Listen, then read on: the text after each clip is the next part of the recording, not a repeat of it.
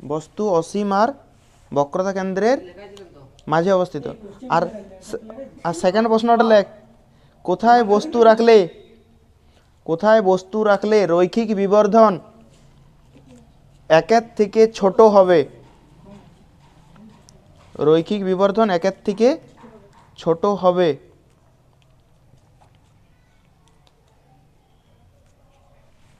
কোন দর্পণের প্রতিবিম্ব আঁকছি আমরা? অবতল দর্পণে, তাই তো? অবতল দর্পণের প্রতিবিম্ব আঁকছি আমরা।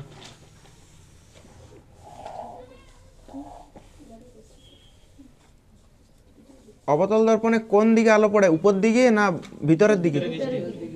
তাহলে আমরা উপরের পৃষ্ঠটা প্রলেপ দিয়ে দিয়েছি। এই যে অবতল দর্পণের মধ্যবিন্দুটাকে কি বলা হয়?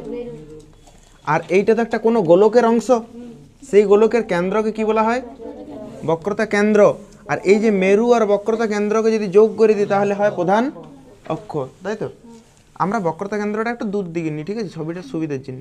তাহলে এইটা আমরা ফোকাস ধরে নিলাম, এরকম জায়গাতে ফোকাস ধরছি, ঠিক আছে। প্রথমে ফোকাস, এটা মেরু, মেরুর পর কি দেখবে? ফোকাস। আর বক্রতা কেন্দ্র আর একটু দূর দিকে নিচ্ছি আমরা, এখানে সি বক্রতা কেন্দ্র। বস্তুকে কোথায় রাখা হয়েছে?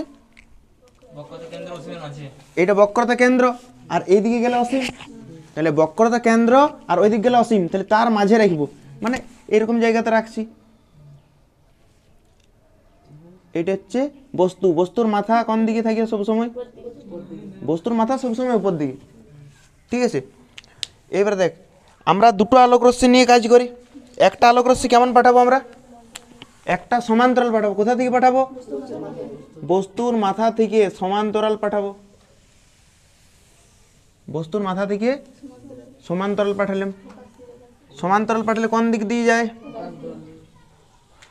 ফোকাস দিয়ে যায়। বল, এইটা কোনো অসুবিধা আছে কি? এই আলোক রশ্মিটা, কালো আলোক রশ্মিটা দেখ, এইটা প্রধান অক্ষ, প্রধান অক্ষের সঙ্গে সমান্তরাল ফেলেছি। প্রতিফলনের পর কোন দিক দিয়ে যায়? ফোকাস দিয়ে গেছে। এর পরের আলোক রশ্মিটা আমরা কোন দিক দিয়ে ফেলাবো?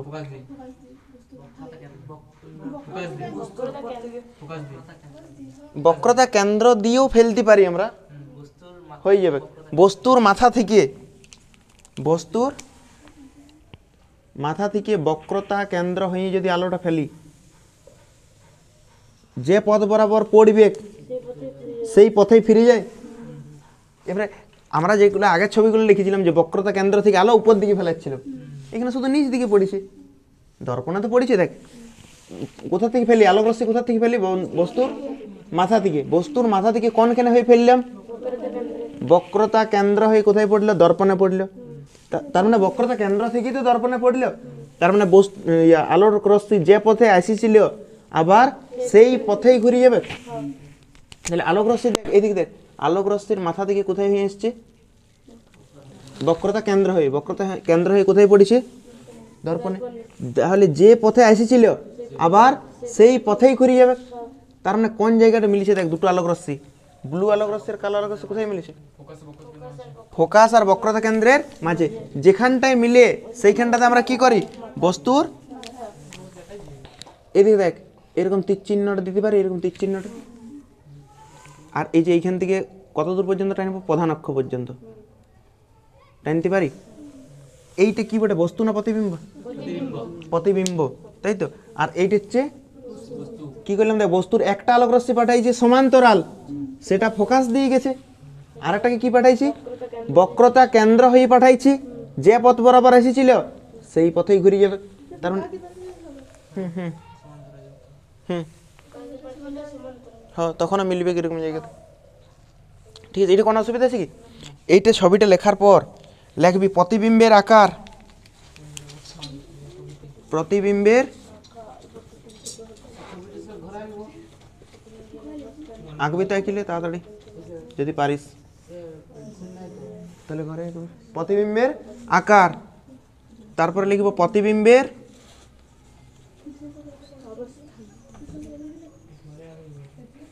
অবস্থান,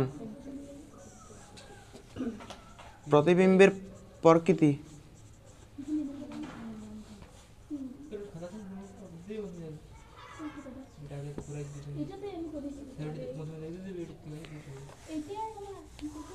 এই প্রতিবিম্বের আকার কি হবে? প্রতিবিম্বের আকার বস্তুর চেয়ে ছোট, তাহলে এখানে লিখতে পারি বস্তুর চেয়ে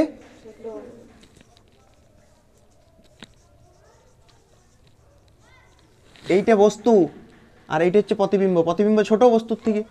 প্রতিবিম্বের অবস্থান কোথায়? বক্রতা কেন্দ্র আর ফোকাসের মাঝে। প্রতিবিম্বের অবস্থান বলছি, প্রতিবিম্ব কোথায়? এটা তো বস্তু, বস্তু রাখা হয়েছে বক্রতা কেন্দ্র আর ওইদিকে অসীম তার মাঝে, কিন্তু প্রতিবিম্ব কোথায়? এখানে কার অবস্থান লিখেছে দেখ, প্রতিবিম্বের অবস্থান। প্রতিবিম্ব হচ্ছে ফোকাস আর বক্রতা কেন্দ্রের মাঝে, তাহলে লিখতে পারি ফোকাস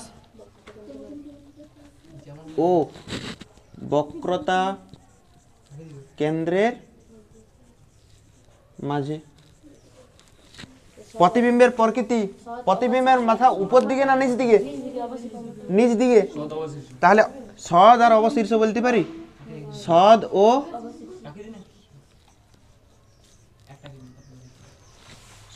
অবশীর্ষ বলতে পারি। অবশীর্ষ কেন লিখলাম? মাথাটা নিচ দিকে, সেই জন্য লিখেছি অবশীর্ষ। আর সদ কেন লিখলাম? সত্যি সত্যি মিলিত হয়েছে, সেই জন্য সদ। এই ক্ষেত্রে রৈখিক বিবর্ধন কি হবে? রৈখিক বিবর্ধন, রৈখিক বিবর্ধন সমান উপরে কি হয়? প্রতিবিম্বের দৈর্ঘ্য হয়, প্রতিবিম্বের দৈর্ঘ্য বাই বস্তুর দৈর্ঘ্য। এইটা প্রতিবিম্ব বড় না বস্তু বড়? বস্তু বড়। বস্তু বড় মানে নিচেরটা বড়। তাহলে কোনো ভগ্নাংশের যদি নিচটা বড় হয় তাহলে একের থেকে কি হয়? কম হয়। তাহলে বলতে পারি রৈখিক বিবর্ধন এক্ষেত্রে একের থেকে কম। রৈখিক বিবর্ধন সমান প্রতিবিম্বের দৈর্ঘ্য বাই বস্তুর দৈর্ঘ্য। যেহেতু বস্তুর দৈর্ঘ্য প্রতিবিম্বের দৈর্ঘ্যের চেয়ে বড়, তাই এটা রৈখিক বিবর্ধন কি হবে? একের থেকে ছোট হবে। লিখে দেবে এরকম। এরপর হচ্ছে বস্তু অসীমে অবস্থিত। বস্তু অসীমে অবস্থিত। বস্তু অসীমে অবস্থিত। আমরা বলেছিলাম যদি অসীম থেকে কোনো আলোক রশ্মি আসে তাহলে কেমন ভাবে আসে? সমান্তরাল। আর যদি সমান্তরাল রশ্মি যায় কোথাকে যায়? অসীমে যায় মিলে, তাই তো? এটা বলেছিলাম যদি অসীম থেকে কোনো আলো আসে তাহলে কেমন ভাবে আসবে? যেমন সূর্য আমাদের তুলনায় অনেক দূরে আছে, সূর্য আমাদের তুলনায় অনেক দূরে আছে, তাহলে আমরা ধরে নিতে পারি অসীমে আছে। তাহলে সূর্য থেকে যে আলোক রশ্মিগুলো আসবে সেগুলো কেমন ভাবে আসবে? সমান্তরাল। অসীম থেকে যদি আলোক রশ্মি আসে সেগুলো কেমন ভাবে আসবে? এই জায়গায় বস্তু কোথায় অবস্থিত? অসীমে। তাহলে অসীম থেকে যখন আলোক রশ্মি আসবে কেমন ভাবে আসবে? সমান্তরাল। কার সমান্তরাল? প্রধান অক্ষের সমান্তরাল। অবতল দর্পণে আলো এই দিক থেকে পড়বে না এই দিক থেকে? মানে এই দিকে। তাহলে এই দিকটা প্রলেপ দিয়ে দেবো আমরা।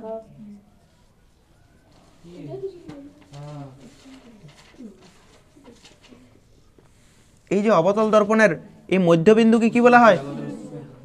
কি বলা হয়? মেরু। এটা একটা গোলকের অংশ, সেই গোলকের কেন্দ্রকে আর এই দুটোকে যদি আমরা যোগ করে দিই, এরকম জায়গাতে বক্রতা কেন্দ্র নিচ্ছি, এই দুটোকে যদি যোগ করে দিই তাহলে এটা হয় প্রধান অক্ষ, তাই তো? যোগ হলো না, ঠিক আছে। এরকম জায়গাতে ধরে নিচ্ছি, এই জায়গাতে ধরলাম ফোকাস, ঠিক আছে? এই জায়গাতে ধরলাম ফোকাস, আর এরকম জায়গাতে ধরে নিলাম আমরা বক্রতা কেন্দ্র। সেন্টার সি দিয়ে লেখা হয়, মেরুকে পি দিয়ে লেখা হয়, পোল বলতে মেরু, ঠিক আছে? এবারে শুন, আলোক রশ্মি কেমন ভাবে আসবে এই ক্ষেত্রে? বস্তু অসীমে অবস্থিত, অসীম থেকে যদি আলো আসে কেমন ভাবে আসবে? সমান্তরাল। এই যে প্রধান অক্ষ, প্রধান অক্ষের সঙ্গে সমান্তরাল ভাবে পড়বে। তাহলে একটা আলোক রশ্মি দেখ, একটা আলোক রশ্মি এরকম ভাবে হয়তো সমান্তরাল ভাবে পড়লে,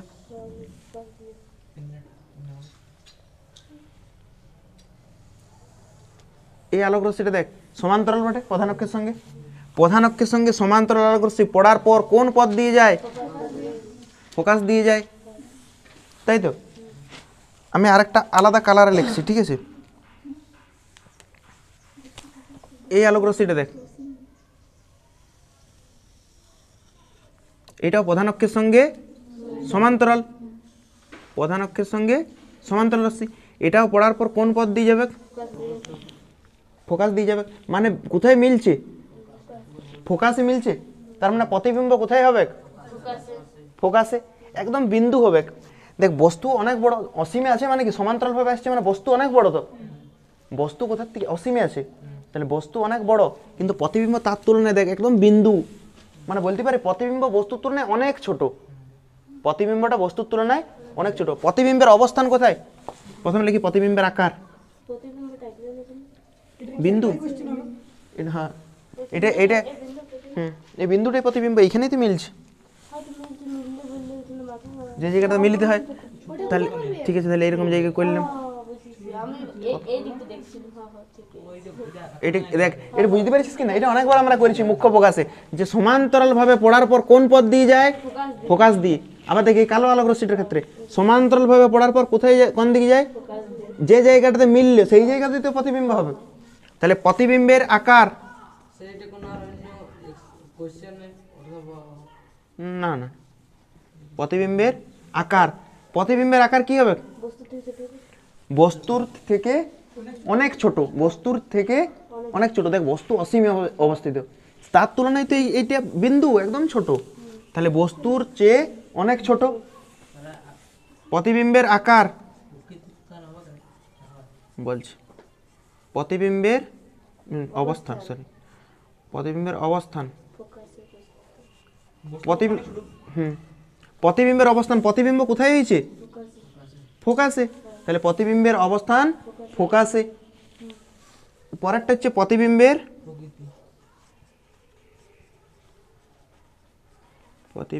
প্রকৃতি। প্রকৃতি অবশ্যই সৎ হবে, সত্যি সত্যি মিলিত হচ্ছে, সৎ হয়, কিন্তু এই ক্ষেত্রে অবশীর্ষ হয়, ঠিক আছে। আর এই অবশীর্ষটা আমরা এখানে বুঝতে পারবো না। অবশীর্ষ হয় এটা যদি বোঝার জন্যে সে মোমবাতি দিয়ে দেখবে পরীক্ষা, যদি মানে স্কুলে প্র্যাকটিক্যাল করায়, ঠিক আছে, বা 11-12-ও প্র্যাকটিক্যাল করায়, যদি ছবিগুলো দর্পণ আনি বস্তুকে অসীমে রাখিয়ে যদি এরকমভাবে দেখা যায় কোন জায়গায় মিলিত হচ্ছে, সেইখানে আমরা বুঝতে পারবো যে মাথাটা নিচ দিকে হয়। এই ক্ষেত্রে আপাতত মনে রাখতে হবে যে এক্ষেত্রে অবশীর্ষ হয়, ঠিক আছে। কোনো অসুবিধা আছে কি এতদূর পর্যন্ত? সদ আর অবশীর্ষ হয়। এই ছবিটা পড়ে না, ভালো করে শুনে রাখ। বস্তু অসীমে অবস্থিত ছবি খুবই কম পড়েই না বলতে গেলে, এই ছবিটা পড়েই না বলতে গেলে। তাহলে প্রতিবিম্বের আকার কি হবে? প্রতিবিম্বের আকার একদম ছোট, বস্তুর চেয়ে অনেক ছোট। তারপর বললাম প্রতিবিম্বের অবস্থান, প্রতিবিম্বটা কোথায় অবস্থিত? ফোকাসে। প্রতিবিম্বের প্রকৃতি, সত্যি সত্যি মিলিত হলে কি হয়? এটা সদ। আর অবশীর্ষ কেন লিখলাম এখানে বোঝা যাবে না, আপাতত মনেই রাখতে হবে এটা অবশীর্ষ হয়, ঠিক আছে। রৈখিক বিবর্ধন কত হবে? একের থেকে কি হবে? একের থেকে ছোট, একদম খুবই কম হবে একের থেকে। কেন? প্রতিবিম্ব বাই বস্তু, প্রতিবিম্বটাই ছোট, উপরেরটা অনেক ছোট, বস্তু তার তুলনায় অনেক বড়। উত্তল দর্পণ দ্বারা প্রতিবিম্ব গঠন।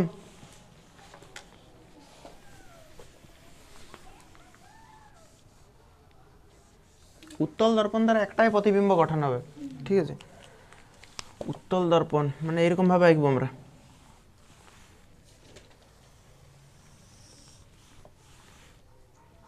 এই পিঠটাতে প্রলেপ দিয়ে থাকবে,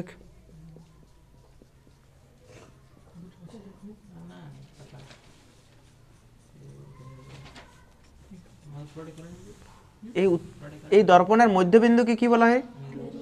মেরু। আর বক্রতা কেন্দ্র এই দিকে থাকবে, তাই তো? বক্রতা কেন্দ্র এই দিকে। আর বক্রতা কেন্দ্র আর মেরুকে যদি যোগ করা হয় তাহলে প্রধান অক্ষ, তাই তো? এটাকে বলা হয় প্রধান অক্ষ। এই বক্রতা কেন্দ্রকে সি দিয়ে লিখতে পারি, আর এটা তো মেরু, মেরুকে আমরা এখন না লিখলে হবে কিছু দিকে, ঠিক আছে। এবার দেখ বস্তুকে আমরা যেখানে রাখি, এদিকে বস্তুকে যেখানেই রাখা হোক প্রতিবিম্ব সেইখানেই পাবো আমরা, মানে একই জায়গাতেই পাবো।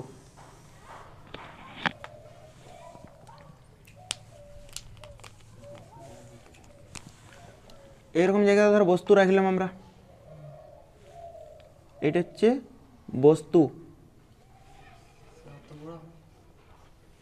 ছোট আঁকতে পারিস, কোনো অসুবিধা নেই, এমন নয় বড় আঁকলে আলাদা হবে, ছোট আঁকলে আলাদা হবে, এমন কোনো ব্যাপার নেই, ঠিক আছে। ছোট আঁকে দেবো কি? ঠিক আছে। একটা আলোক রশ্মিকে আমরা কেমনভাবে পাঠাই? সমান্তরাল পাঠাই, তাই তো? একটা আলোক রশ্মিকে আমরা সমান্তরাল পাঠাই। কোনখান থেকে পাঠাই? বস্তুর মাথা থেকে। একটা আলোক রশ্মি কেমনভাবে পাঠাইছি? বস্তুর মাথা থেকে সমান্তরাল। সমান্তরাল পড়ার পর কোন পথ দিয়ে যায়? ফোকাস থেকে অপসৃত হচ্ছে বলে মানে উত্তল দর্পণে আলো পড়ার পর কি করে? ছড়াই দেয় তো। তাহলে দেখ, সমান্তরাল আলোক রশ্মি পড়েছে, সমান্তরাল আলোক রশ্মি পড়ার পর কি করবে? সমান্তরাল আলোক রশ্মিকে ছড়াই দিবে, সমান্তরাল আলোক রশ্মিকে ছড়িয়ে দিবে। দেখ এই আলোক রশ্মিটা, দেখ এই আলোক রশ্মির প্রধান অক্ষের সঙ্গে সমান্তরাল। এই আলোক রশ্মিটা পড়েছে এখানে, পড়ার পর ছড়িয়ে দিয়েছে, ঠিক আছে। আর এইটা ছড়াইছি কোনখান থেকে ছড়াইছি বলে মনে হবে? ফোকাস থেকে ছড়াইছি বলে মনে হবে। তাহলে এই বিন্দুটাকে কি আমরা ফোকাস বলতে পারি উত্তল দর্পণের ক্ষেত্রে?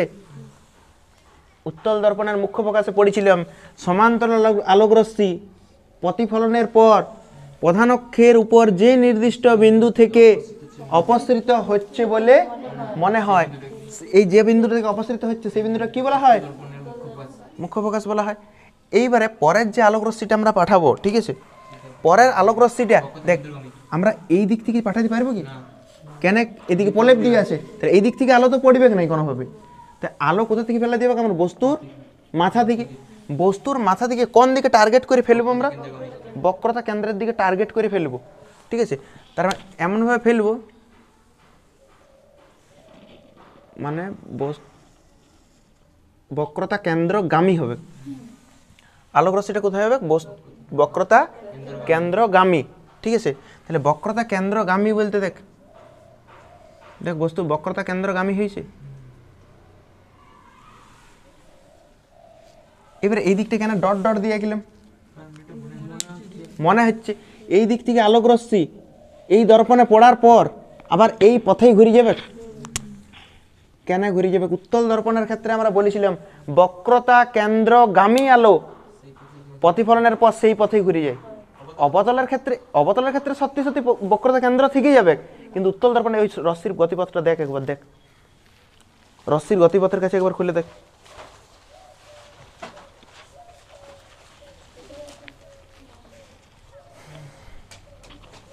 কি আছে?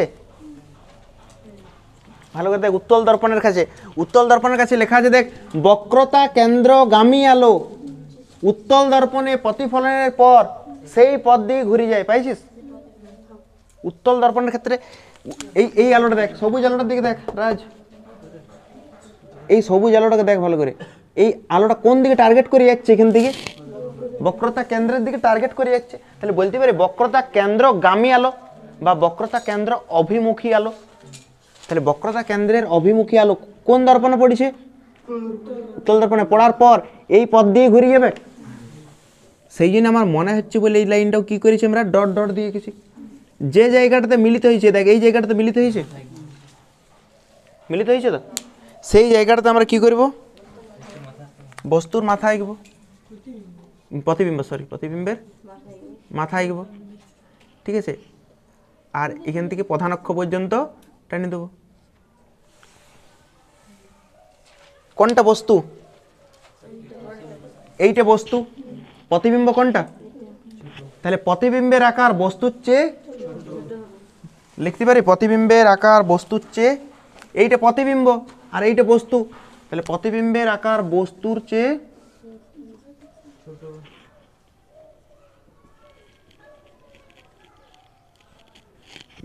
ছোট। প্রতিবিম্বের অবস্থান হচ্ছে বস্তু যেদিকে, বস্তু যেদিকে লেখা দরকার না, লিখবি দর্পণের পিছন দিকে, দর্পণের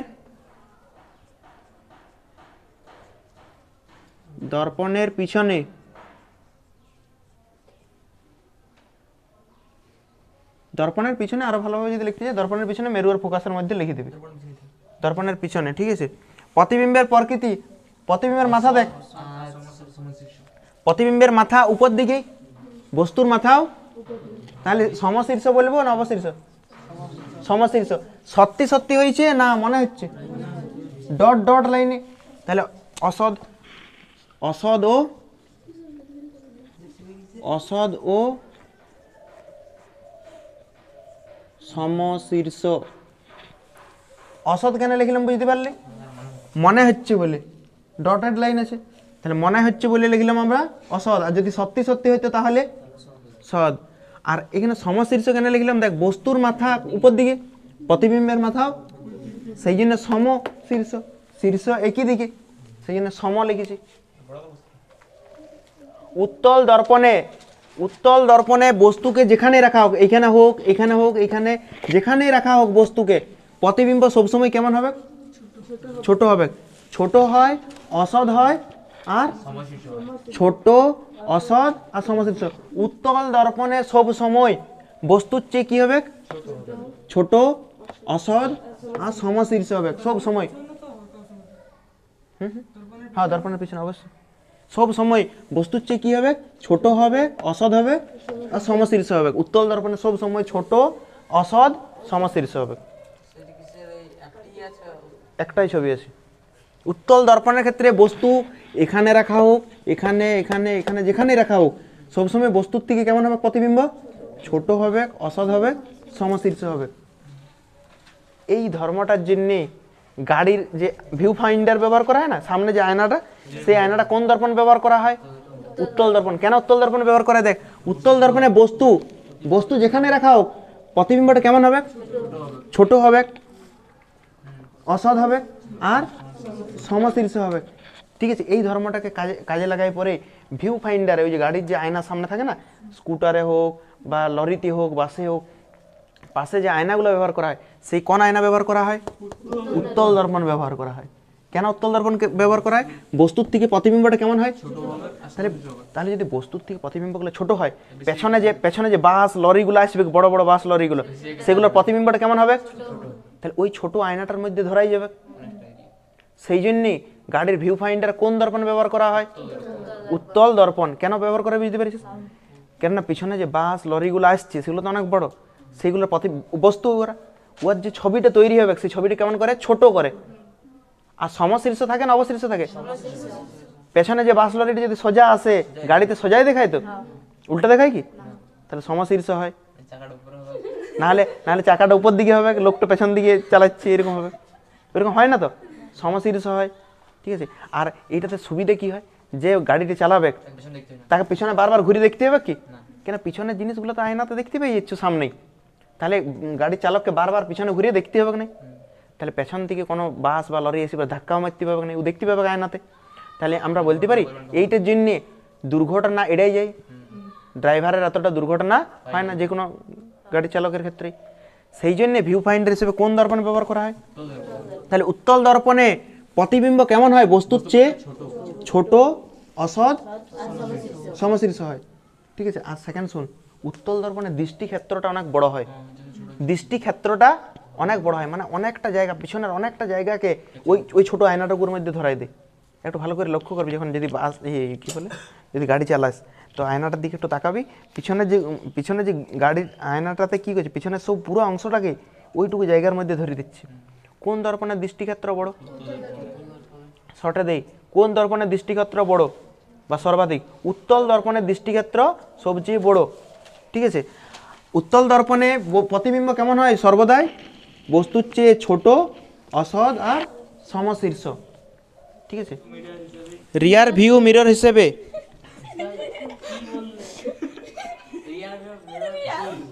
রিয়ার ভিউ মিরর কি? ঠিক আছে,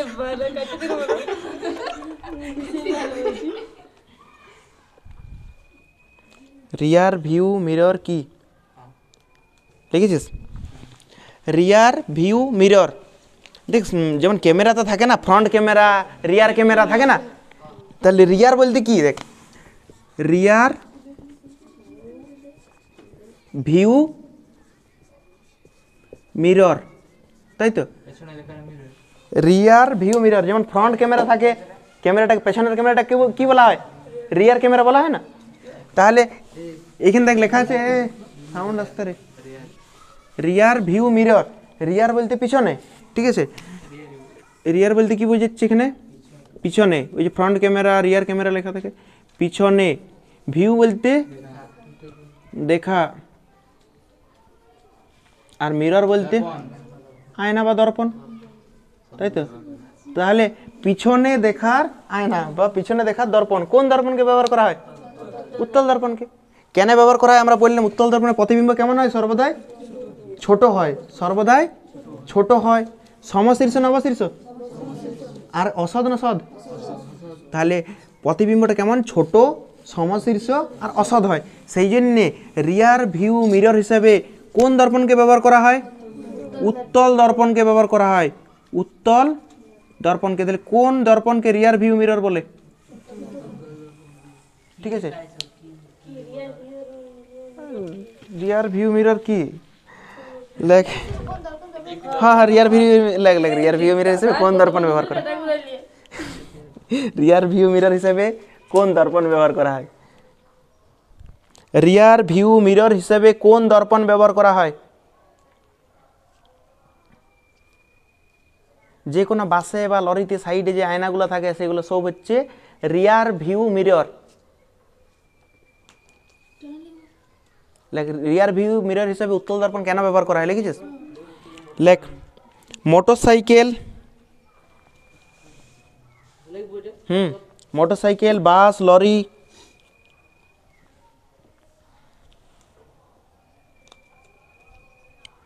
বাস, লরি ইত্যাদি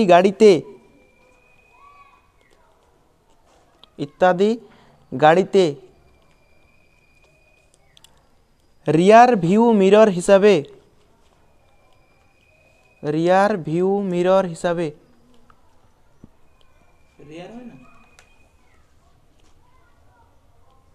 বাংলাতে রিয়ার দিয়ে আছে। রিয়ার ভিউ মিরর হিসাবে ব্র্যাকেট লিখে দিতে পারিস ভিউ ফাইন্ডার হিসাবে। ব্র্যাকেট লিখে দে ভিউ ফাইন্ডার হিসাবে। ফয়াকার রসই মূর্ধন্য ডয় আকার র, ব্র্যাকেট ক্লোজ করে দে। ঠিক আছে, ভিউ ফাইন্ডার হিসেবে উত্তল দর্পণ ব্যবহৃত হয়। লিখেছিস এটা? উত্তল দর্পণ ব্যবহৃত হয়।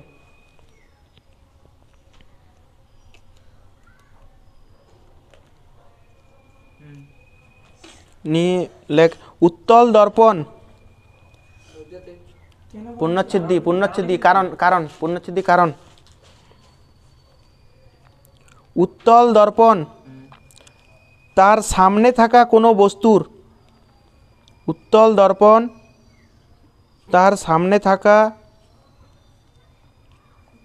কোনো বস্তুর সর্বদা ছোট,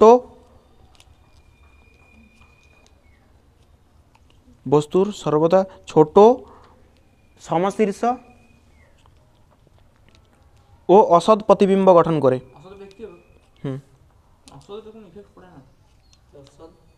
অসৎ প্রতিবিম্ব গঠন করে। হয়েছে?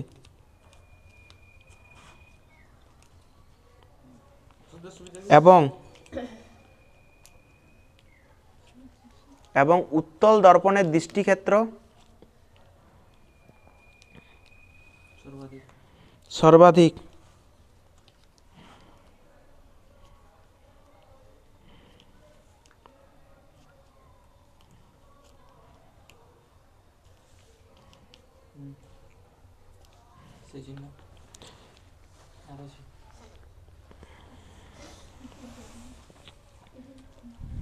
ফলে কোনো গাড়ির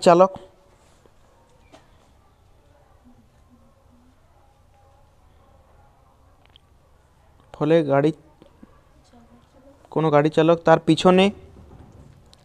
পিছনে অনেক দূরের কোনো গাড়ি বা বস্তু বা ব্যক্তির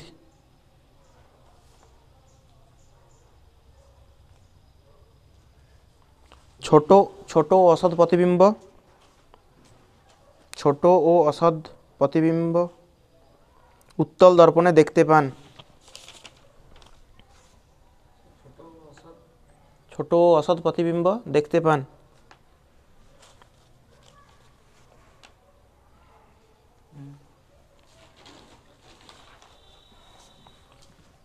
ফলে দুর্ঘটনা এড়িয়ে গাড়ি চালাতে সুবিধা হয়।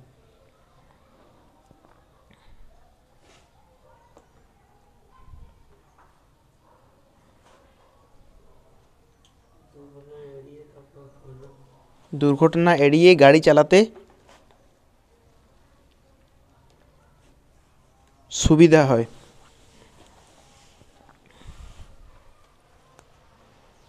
হয়েছে, গাড়ি চালাতে সুবিধা হয়। তো এইখানে যে প্রতিবিম্বগুলো তৈরি করছে, এটা তো বস্তু ছিল। এটা সামনে আছে না, দর্পণটা সামনে না পিছনে? বস্তু কোথায় আছে দেখ, সামনে বা পিছনে। কি করে বুঝতে পারি?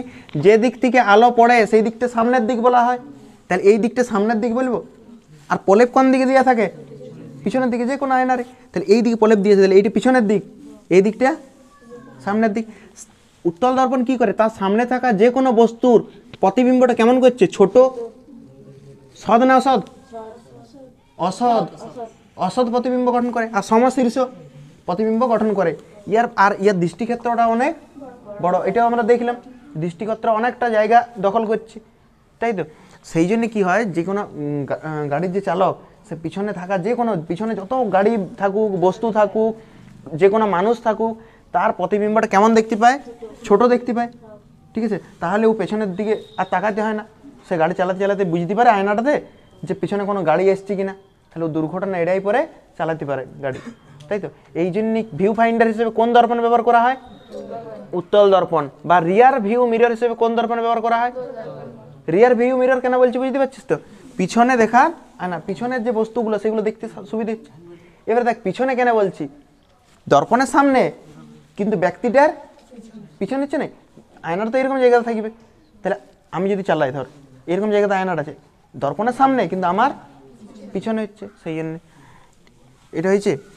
পরের প্রশ্ন লেখ, না পরের প্রশ্ন লেখি না, পয়েন্ট দে।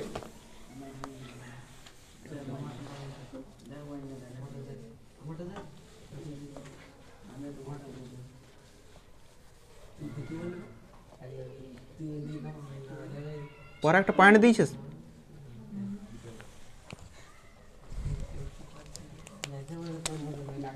এটা কোন দর্পণ? প্রণব, এটা কোন দর্পণ? এটা উত্তল দর্পণ। এটা কি বলা হয়?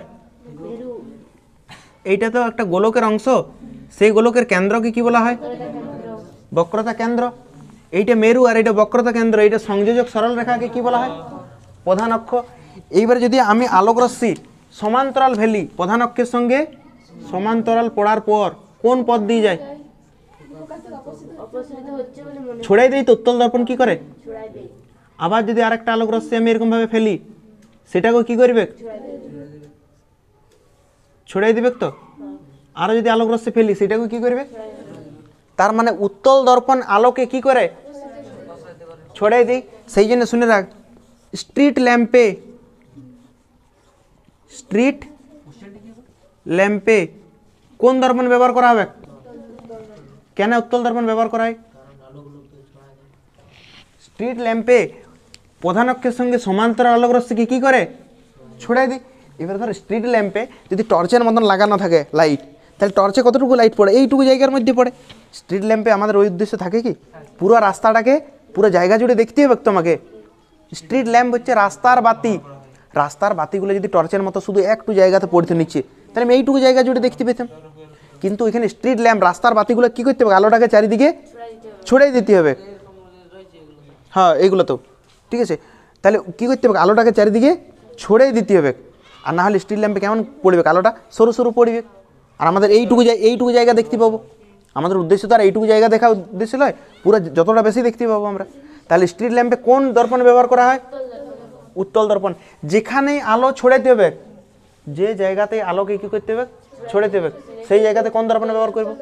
উত্তল দর্পণ। তাহলে স্ট্রিট ল্যাম্পে কোন দর্পণ ব্যবহার করা হয়? লিখলে পয়েন্ট দিই। যদি পারবি ছবি লিখি পরেও লিখতে পারিস, বুঝতে সুবিধা হবে। পরে যদি ভুলে যাস, আর না হলে লিখে নিতে পারিস। স্ট্রিট ল্যাম্পে স্টার চিহ্ন দিয়ে, স্ট্রিট ল্যাম্পে কোন দর্পণ ব্যবহার করা হয়? উত্তল দর্পণ। কেন বুঝতে পারলি তো? সমান্তরাল আলোক রশ্মিগুলো কী করছে? ছড়িয়ে দিচ্ছি। আর রাস্তাতে তো আমরা ওইটাই চাই যে আলোটা চারিদিকে ছড়িয়ে যাক, বেশি জায়গা জুড়ে দেখতে পাই। সার্চ লাইট, টর্চ লাইট,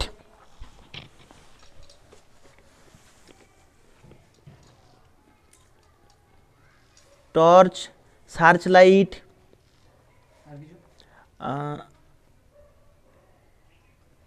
গাড়ির হেডলাইট,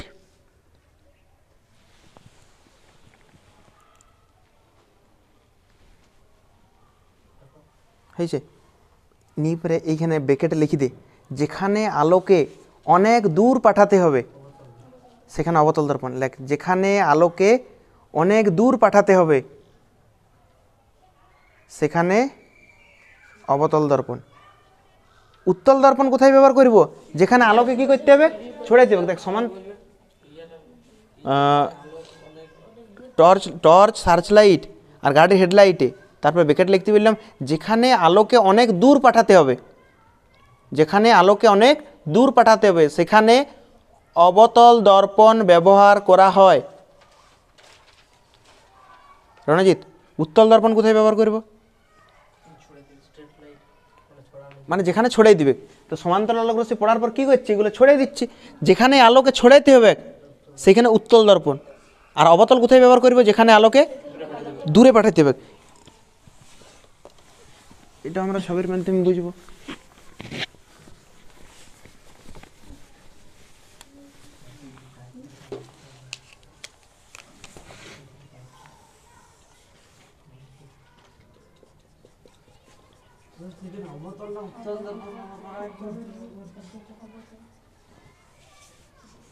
কোনটার ক্ষেত্রে? যেখানে আলো ছড়াইতে হবে সেখানে উত্তল, সেখানে অবতল। কেন উত্তল বুঝতে পারিস তো? সমান্তরাল আলোক রশ্মি চারিদিকে কি করে? ছড়াই দেয় উত্তল দর্পণ। আর অবতল দর্পণে দেখ, এটা কি দর্পণ? প্রণব, কি দর্পণ? এটার এই বিন্দুটা কি বলা হয়? এটা একটা গোলকের অংশ, সেই গোলকের কেন্দ্রকে কি বলা হয়? বক্রতা কেন্দ্র। আর এই দুটোকে যদি যোগ করে দেওয়া হয় প্রধান অক্ষ। তো এবার একটু লক্ষ্য করবি, আমরা আগেই জানি, ঠিক আছে, এটা প্রধান অক্ষ। প্রধান অক্ষের সঙ্গে যদি সমান্তরাল আলোক রশ্মি পড়ে তাহলে সেটা কোন পথ দিয়ে যায়? এই বিন্দুটাকে ফোকাস বলতে পারি, তাই তো। আবার যদি আরেকটা আলোক রশ্মি ফেলি আমরা, সেটাও কি হবে? ফোকাস দিয়ে যাবে। তার মানে সব রশ্মিগুলো কোথায় মিলবে? ফোকাসে মিলবে। এটা আমরা জানি তো। তো এদিকে লক্ষ্য রাখবি রে, এইটা জানিস কি না? এই আলোক রশ্মিটা কেমন ছিল? প্রধান অক্ষের সঙ্গে সমান্তরাল পড়ার পর কোন পথ দিয়ে গেছে? ফোকাস দিয়ে গেছে। আবার এই আলোক রশ্মিটা দেখ, এইটা এইরকম ভাবে পড়েছে, সমান্তরাল বটে। সমান্তরাল পড়ার পর কোন পথ দিয়ে গেছে? ফোকাস দিয়ে গেছে। এইবারে আমরা কি করব? আমরা শুধু তীরচিহ্নগুলো চেঞ্জ করে দেব। আমরা জানিস সমান্তরাল পড়লে কোন পথ দিয়ে যায়, আর ফোকাস দিয়ে পড়লে সমান্তরাল যায়। আমরা তীরচিহ্নগুলো শুধু একটুকু চেঞ্জ করে দেবো। এদিকে দেখ, লক্ষ্য রাখবি, তীরচিহ্ন কোন দিকে ছিল? ওই দিকে ছিল। আমরা কোন দিকে করব? উপর দিকে, ঠিক আছে। এটা কোন দিকে ছিল? নিচ দিকে, তাই তো। এই আলোক রশ্মিটা দেখ, তীরচিহ্ন কোন দিকে ছিল? এই দিকে। কোন দিক করবো আমরা?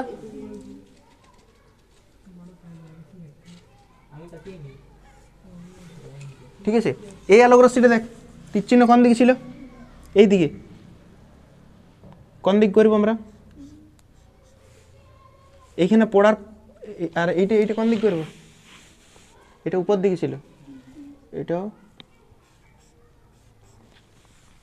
এইবারে দেখ কেমন হলো। এটা কোন দিক দিকে যাচ্ছে? ফোকাস দিয়ে যাচ্ছে। কোন দিকে হয়ে যাবে? সমান্তরাল। আবার এইটা দেখ, ফোকাস দিয়ে যাচ্ছে, সমান্তরাল। আর এই সমান্তরাল আলোক রশ্মি, সমান্তরাল আলোক রশ্মি কত দূর যায়? অসীম পর্যন্ত যায়।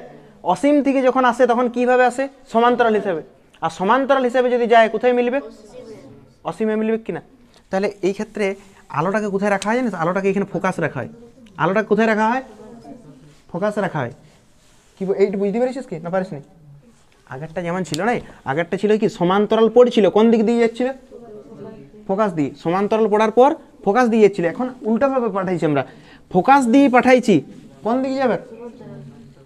আরেকবার রাখবো কি ছবিটা?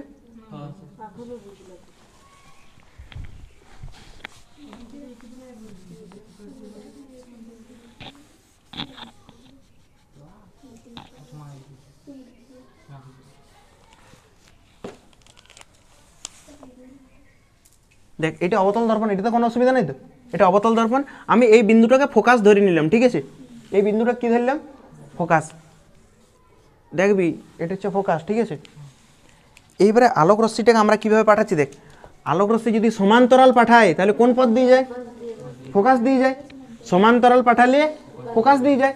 আর আমি যদি ফোকাস দিয়ে পাঠাই, ফোকাস থেকে পাঠালাম, ফোকাস থেকে পাঠাইছি আলোক রশ্মিটা, এবারে এইখান থেকে আঁকিনি আমি, আমি কিন্তু ফোকাস থেকে তো পাঠাইছি। যেমন সমান্তরাল গেলে কোন পথ দিয়ে যায়? ফোকাস দিয়ে যায়। তাহলে ফোকাস থেকে গেলে কোন পথ দিয়ে যাবে? সমান্তরাল যাবে। তাহলে দেখ দিচ্ছি না, দেখ ফোকাস থেকে কোথায় পাঠাইছি, ফোকাস থেকে কোথায় পাঠাইছি, ফোকাস দিয়ে পাঠানোর পর কোন পথ দিয়ে যাবে? সমান্তরাল যাবে। আবার আরেকটা আলোক রশ্মি দেখ, এখান থেকে আমি সমান্তর এই ফোকাস থেকে দর্পণে পড়লো, ফোকাস থেকে কোথায় পড়লো, কেমন যাবে আলোক রশ্মি? হয়েছে। আরও যদি আমি ফোকাস থেকে দর্পণে ফেলাই, ফোকাস থেকে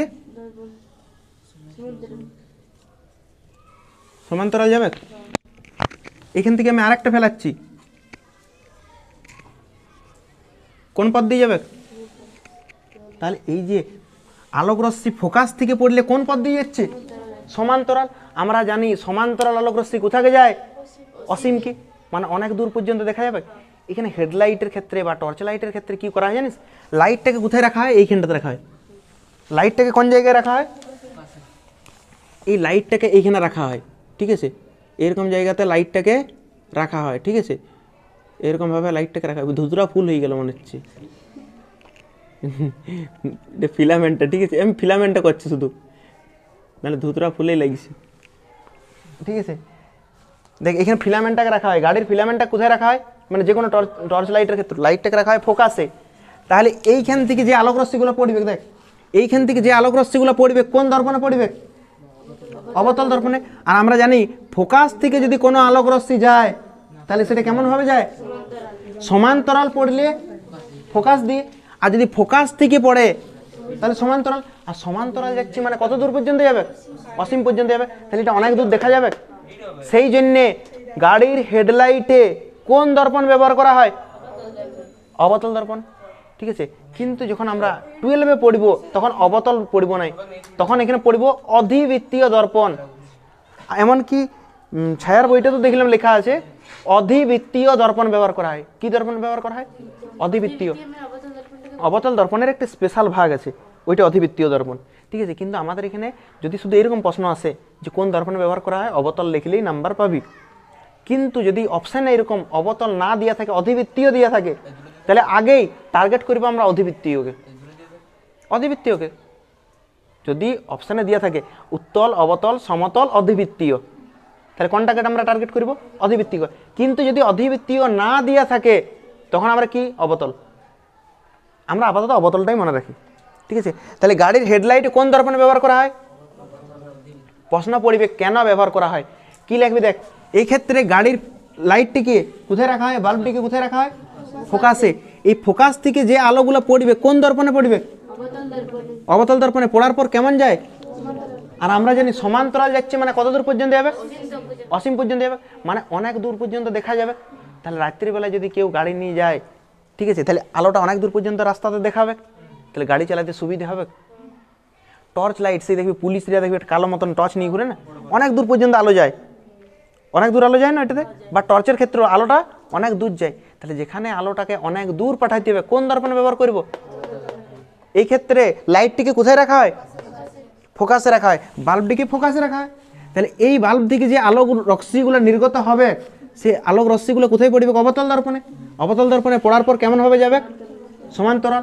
আর সমান্তরাল যাচ্ছে মানে অনেক দূর পর্যন্ত দেখা যাবে, অসীম পর্যন্ত দেখা যাবে, অনেক দূর পর্যন্ত দেখা যাবে। সেই জন্য আমরা গাড়ির হেডলাইটে অবতল দর্পণ ব্যবহার করি, টর্চ লাইটে অবতল, সার্চ লাইটে অবতল। কেন না সার্চ লাইট সার্চের জন্য ব্যবহার করা হয়, এটা পুলিশরা ব্যবহার করে। তাহলে সেটা তো কোন দর্পণ ব্যবহার করা হয়? এক্ষেত্রে লাইটটা কোথায় থাকে? ফোকাসে। লেখ, এটি লেখা হয়ে গেছে যে টর্চ লাইট, সার্চ লাইট আর গাড়ির হেডলাইটে অবতল দর্পণ ব্যবহার করা হয়, লেখা হয়ে গেছে। প্রশ্ন লেখ, গাড়ির হেডলাইটে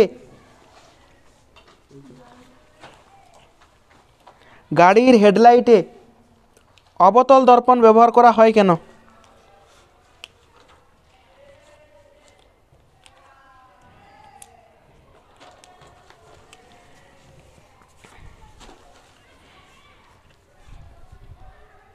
গাড়ির হেডলাইটে অবতল দর্পণ ব্যবহার করা হয় কেন? লিখেছিস?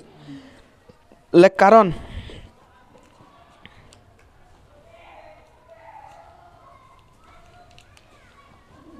এইসব লাইটের বাতি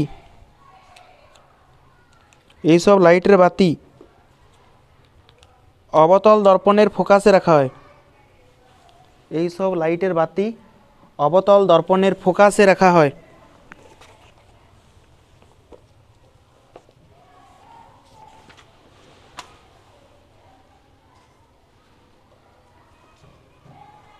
এইসব লাইটের বাতি অবতল দর্পণের ফোকাসে রাখা হয়। লিখেছিস? বাতি থেকে নির্গত আলোক রশ্মি, বাতি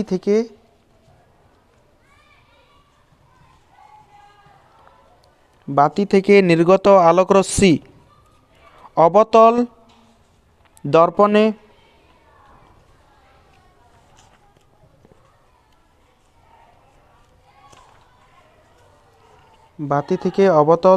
হয়েছে।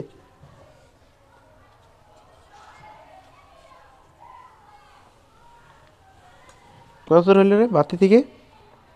বাতি থেকে নির্গত আলোক রশ্মি অবতল দর্পণে প্রতিফলিত হয়ে কি রশ্মিতে পরিণত হয়? দেখ ওই দিকে তাকা, বোর্ডের দিকে। ফোকাস থেকে নির্গত যে আলোক রশ্মিগুলো সেগুলো প্রতিফলনের পর কোন পথ দিয়ে যাচ্ছে? সমান্তরাল যাচ্ছে। লেখ সমান্তরাল আলোক রশ্মিতে প্রতিফলনের পর প্রতিফলিত হয়ে সমান্তরাল রশ্মিগুচ্ছে পরিণত হয়। সমান্তরাল রশ্মিগুচ্ছে পরিণত হয়।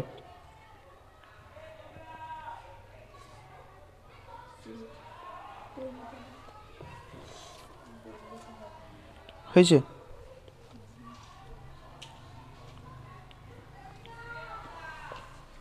সমান্তরাল রশ্মিগুচ্ছে পরিণত হয়। হয়েছে? এর ফলে অনেক দূর পর্যন্ত দেখা যায়। এটি হয়েছে এই জন্যে অনেক দূর পর্যন্ত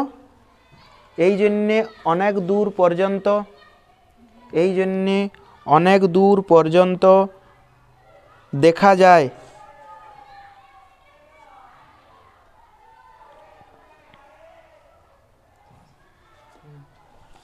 এবং গাড়ির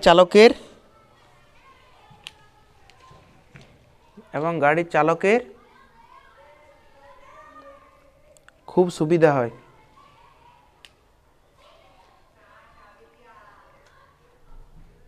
এই জন্য অবতল দর্পণ ব্যবহার করে, গাড়ির হেডলাইটে অবতল দর্পণ ব্যবহার করা হয়।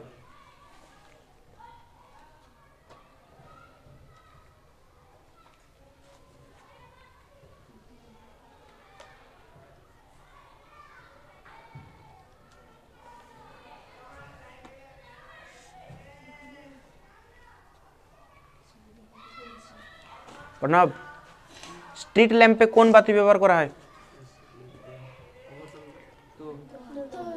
যেখানে আলো ছড়াইতে হবে স্ট্রিট ল্যাম্পে আলোটাকে ছড়াইতে হবে। উত্তল দর্পণ। টর্চ লাইটে, সার্চ লাইটে, রিয়ার ভিউ মিরর হিসেবে, আর গাড়ির হেডলাইটে অবতল দর্পণ। এই ছবিটা লিখিলে, এই ছবিটা তীরচিহ্ন দেখা, এটার উল্টাটা কিন্তু মুখ্য প্রকাশের সংজ্ঞার উল্টাটা। মুখ্য প্রকাশে কেমন ছিল? মুখ্য প্রকাশের গুলো সমান্তরাল ছিল। নিপরে কোথায় মিলছিল? ফোকাসে। এইখানে বাল্বটাকে কোথায় রাখা হয়েছে? ফোকাসে রাখা হয়েছে। তাহলে এইখান থেকে নির্গত আলোক রশ্মি, এইখান থেকে নির্গত মানে বেরোচ্ছে, দেখ আলোক রশ্মিগুলো কোথায় পড়লে? অবতল দর্পণে। পড়ার পর কেমন রশ্মিগুচ্ছে পরিণত হয়েছে? সমান্তরাল রশ্মিগুচ্ছে পরিণত হয়েছে। আর সমান্তরাল মানে কত দূর পর্যন্ত যাবে? তাহলে আমার গাড়ি চালকের সুবিধা হবে, অনেক দূর পর্যন্ত দেখা যাবে। সেই জন্য কোন দর্পণ ব্যবহার করা হয়? অবতল দর্পণ। তীর চিহ্নগুলো ঠিক করে দিবি। কোথার থেকে পড়ছে দেখ, এখান থেকে ছবিটি দেখ। এই সুস্মিতা ছবি দেখ, এইখান থেকে কোন দিকে পড়ছে? উত্তল দর্পণ। কোনখান থেকে পড়ছে? ফোকাস থেকে নির্গত রশ্মি পড়ছে। তীর চিহ্নগুলো দেখ, বুঝাচ্ছে? ঠিক করে লেখবি। লেখ ছবিটা, লেখ দেখি ছবি লেখ। দন্ত চিকিৎসায় অবতল দর্পণ ব্যবহার করা হয় কেন? দন্ত চিকিৎসায় অবতল দর্পণ ব্যবহার করা হয় কেন?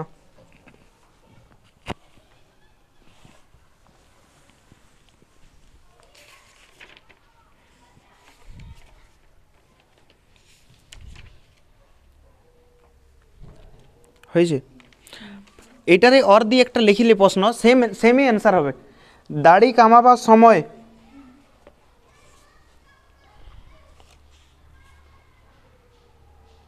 অবতল দর্পণ ব্যবহার করা হয় কেন? দাড়ি কামানোর সময় অবতল দর্পণ ব্যবহার করা হয় কেন?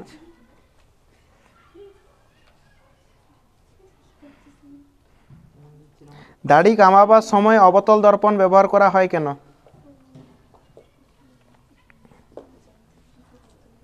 হয়েছে। এইবারে অবতল দর্পণের যে ছবিগুলো আছে না, অবতল দর্পণের প্রথম ছবিটা খুল, প্রথম ছবিটা একদম অবতল দর্পণে যেখানে ছবি করাইছি সেই ছবিটা দেখ।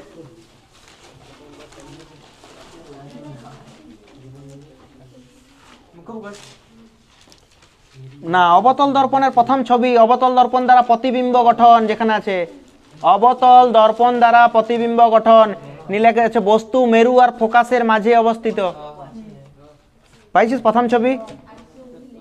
বস্তু কোথায় অবস্থিত? মেরু আর ফোকাসের মাঝে।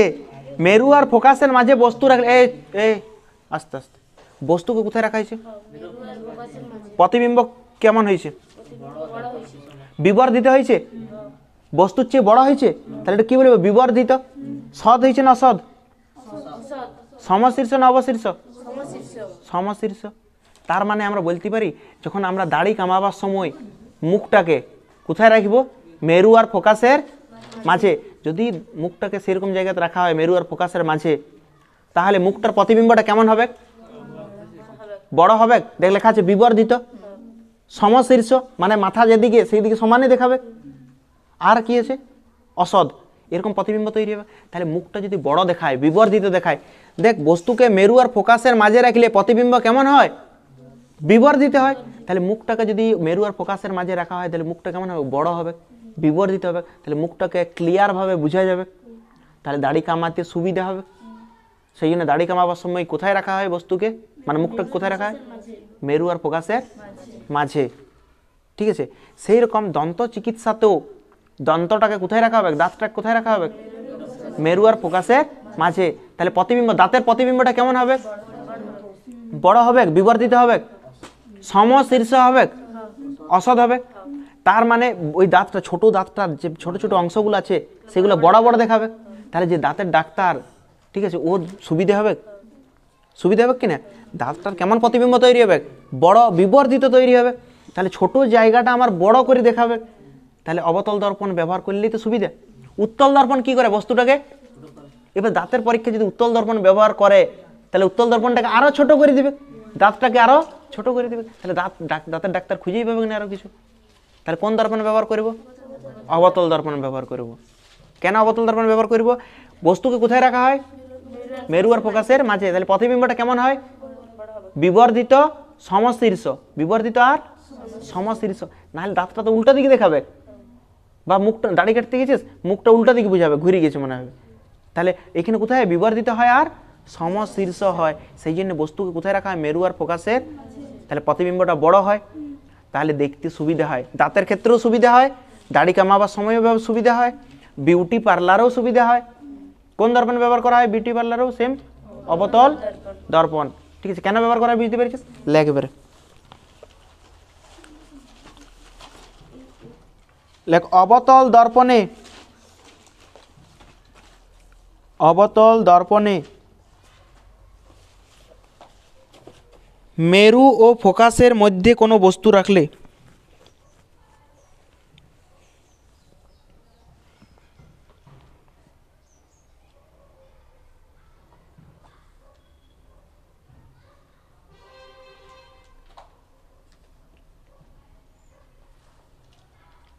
মেরু আর ফোকাসের মধ্যে কোনো বস্তু রাখলে বস্তুর একটি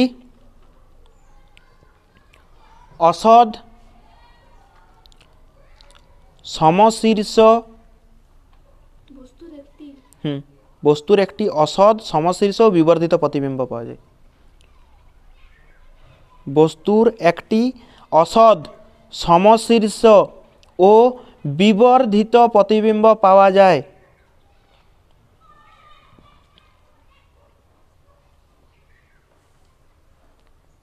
হয়েছে। দাঁত পরীক্ষার সময়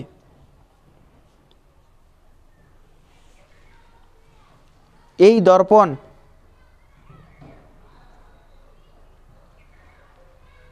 দাঁত পরীক্ষার সময় এই দর্পণ দাঁতের বিবর্ধিত প্রতিবিম্ব গঠন করে। দাঁতের বিবর্ধিত প্রতিবিম্ব গঠন করে।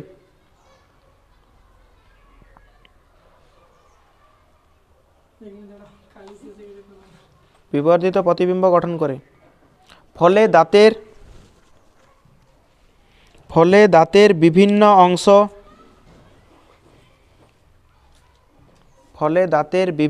অংশ ভালোভাবে দেখা যায়।